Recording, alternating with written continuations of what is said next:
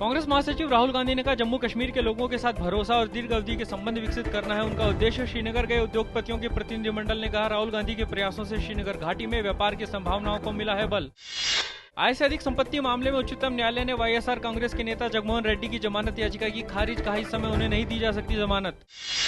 उच्चतम न्यायालय ने केरल और तमिलनाडु से मुल्ला पेरियार बांध के बारे में कोई नया दस्तावेज स्वीकार करने से किया इंकार, कहा कमेटी की रिपोर्ट को मानेंगे अंतिम। दोनों राज्यों से अपने सभी दस्तावेज दाखिल करने को कहा। अंतिम सुनवाई अगले महीने की 5 तारीख को। सुप्रीम कोर्ट ने गोवा में जस्टिस शाह आयोग की रिपोर्ट में बताई गई सभी अवैध खनन गतिविधियों पर लगाई रोक। नागरिक उड्डयन मंत्री अजीत सिंह ने कहा, किंगफिशर एयरलाइन को फिर से उड़ान शुरू करने के लिए डीजीसीए को दिलाना होगा सुरक्षा का भरोसा, कहा यात्रियों को नहीं हो कोई असुविधा। नाभिकीय क्षमता वाले मिसाइल धनुष का ओडिशा के तट पर हुआ सफल परीक्षण। धनुष पृथ्वी बैलिस्टिक मिसाइल का है नौसैनिक संस्करण। दिल्ली की एक अदालत ने ऑनर किलिंग के मामले में एक ही परिवार के 5 सदस्यों को सुनाई मौत की सजा। 2010 में उत्तर पश्चिमी दिल्ली में एक युवा दंपत्ति की हुई थी हत्या। राजधानी दिल्ली में बढ़ रहे हैं डेंगू के मामले। शुक्रवार को दिल्ली में 18 और लोगों में डेंगू की पुष्टि हो जाने के बाद इस रोग से प्रभावित लोगों की संख्या बढ़कर हो गई 116। शेयर बाजार में रही गिरावट। सेंसेक्स 119 अंक की गिरावट के साथ 18,938 पर हुआ बंद। वहीं निफ्टी भी 40 अंक गिरकर 5,746 पर हुआ बंद। बांग्लादेश के विश्वविद्यालय के विद्यार्थियों और युवा पेशेवरों का 100 सदस्यीय प्रतिनिधिमंडल शनिवार से एक हफ्ते के लिए भारत के दौरे पर। यह पहल भारत और बांग्लादेश के बीच सहयोग एवं दोनों देशों के नागरिकों के बीच सहयोग को और सुदृढ़ बनाने की भारत सरकार की नीति का है हिस्सा।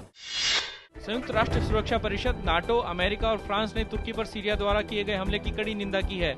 तुर्की ने सीरिया की तरफ से किए गए हमले पर कड़ा रुख अपनाते हुए संयुक्त राष्ट्र सुरक्षा परिषद से कहा है कि सीरिया की ऐसी उकसाने वाली कार्रवाइयों पर लगाम कसने के लिए उचित कार्रवाई करे और ये सुनिश्चित करे कि सीरिया की सरकार तुर्की की संप्रभुता का सम्मान करे।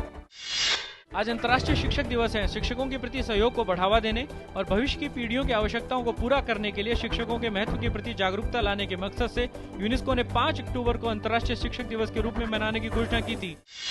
दृष्टिबाधितों के लिए एक अच्छी खबर। देश के सबसे बड़े bank state bank of India ने एक विशेष एटीएम सेवा की शुरुआत की है। ये एटीएम ध्वनि के निर्देश देता है, साथ ही इसके संचालन के दिशा निर्देश के लिए ब्रेल लिपि में एक पुस्तिका भी है।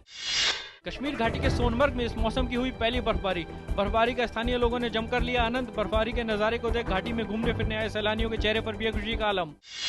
श्रीलंका ने आईसीसी विश्व टी20 विश्व कप के फाइनल में बनाया स्थान। पहले सेमीफाइनल में श्रीलंका ने पाकिस्तान को 16 रन से हराया। दूसरे सेमीफाइनल में ऑस्ट्रेलिया का सामना आज वेस्टइंडीज से होगा। फार्मूला 1 के जाने माने ड्राइवर माइकल शूमाकर ने कहा है कि वो इस सीजन के अंत में लेंगे संन्यास। शूमाकर 7 बार जीत चुके हैं फार्मूला 1 रेस।